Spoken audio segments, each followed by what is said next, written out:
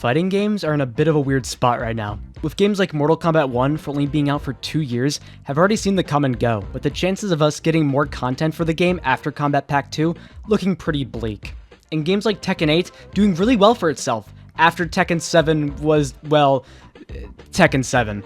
The landscape of the FGC right now is rather interesting. With the fall of MK and the rise of Guilty Gear into the big three, let's talk about the state of every current big fighting game out right now. Street Fighter 6 came out in 2023 and was an immediate big hit for the franchise, selling around 4 million units only 4 months after its release.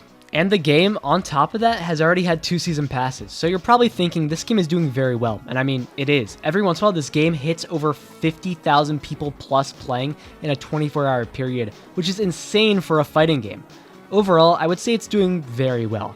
But there are some naysayers that think the game itself is bad, for example, the drive system. People think it's brain dead, and yeah, it kinda is. The way it works is basically, if you know your opponent is about to push you, then you simply do the input for the drive impact, and boom, you break through their combo and guard crush them, causing you to get a free combo in return. And people have been complaining about this for a while, and the hate for it has not seemed to slow down.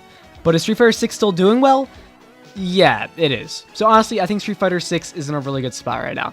I mean, in EVO 2024, it had the most players by a decent margin, having over 5,000 people playing it, so I don't see Street Fighter 6 slowing down anytime soon. Tekken 8 came out in January of 2024, only a bit over a year ago, and it has seemed to be the most successful Tekken game to date. I mean, it sold 2 million copies in only 2 months. That's really good for a Tekken game. Have I played Tekken 8? No. Am I planning on playing it? Also no. But the game is doing pretty well on Steam charts, staying at about 5,000 people playing at all times. The one thing I keep hearing about this game, though, is that the DLCs blow. Eddie Goro should have been base roster, not DLC. Lita as DLC is a bad choice because she was one of the last characters we got in Tekken 7's DLC lineup. Heihachi should be dead. Why is he alive? Clive? Are you serious? It should have been Tifa, not him. It's not fair! So yeah, Tekken 8 is a game that does pretty well in the comp scene of the FGC, and that's about it. But 4,000 people playing it at EVO is nothing to scoff at. Guilty Gear is the current best fighting game out right now.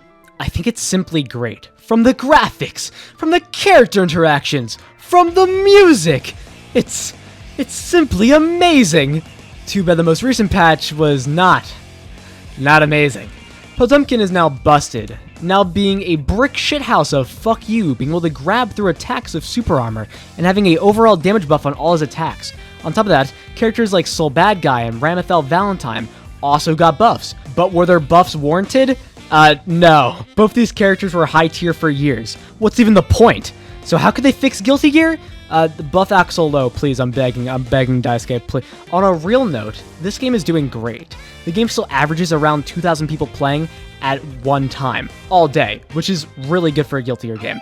Also, this game's comp scene is thriving, with the Arc World Tour Championship, and the 3rd most players at EVO last year. Yeah, Guilty Gear Strive is doing just fine. Just please make a better patch, though. This one was bad. It was so bad the dev had to literally apologize for it. That's how you know it was that bad. Mortal Kombat 1. What? No, alright. I know that sounds bad. This game launched with no rooms, and also no crossplay, which in 2025 should be the bare minimum requirement for a fighting game. But no, we didn't get that. Instead, we got overpriced skins, and a game that has a netcode equal to 2 cans and a string. Now, has the game gotten better since its launch? Well, yes, the game actually works now, and you can play online with a decent connection, and with people from console. Also, rooms finally got added, and we even got some pretty fun DLC characters like Takeda and Homelander, Peacemaker, and Ghostface. And all these DLCs are awesome, but then the realization sets in that they're all stuck in this mid-game Mortal Kombat 1. Cameos could have been cool, but they are just a selling point for DLC cameos, and they also just don't feel good to use in combat. It's crazy to think about the fact that MK1 has only slightly over 1,000 people playing it consistently every day. It's a shame since MK9 is my favorite fighting game of all time, and I even enjoyed MKX and MK11. But hey, at least the EVO numbers all are. What is that? Are they okay? Are they okay? Multiversus is getting shut down in 2025, and yeah, I'm not very surprised. This game cannot even get above 500 players on it at a time. After it came back from its beta, the gameplay felt too light and bouncy compared to the fast-paced gameplay from the beta before, which, if this game was made for Smash fans, which it definitely was, they completely lost the plot and failed of what could have been a really good game. On top of that, they kept on adding nobody characters like Banana Guard and Nubia and Beetlejuice. Who over the age of 45 cares about Beetlejuice? Please someone tell me. This game was just a complete shit show. Hey, but at least it's not Brawlhalla though.